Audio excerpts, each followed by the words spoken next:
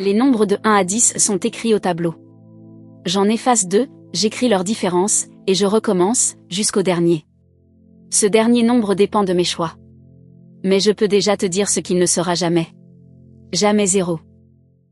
La règle, lentement. J'efface 7 et 4, j'écris 3.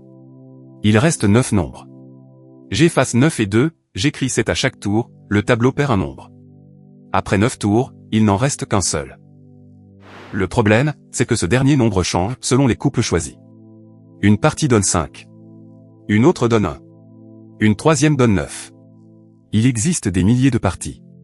Et pourtant, aucune ne donne 0. Aucune ne donne 4. Pourquoi? Regarde la somme de tous les nombres écrits. Au départ, elle vaut 55. J'efface 7 et 4, j'écris 3, elle tombe à 47. Puis 43. Puis 41. Elle s'effondre, mais regarde bien. Elle reste impaire. À chaque tour. Sans exception. Et cela se démontre en une ligne.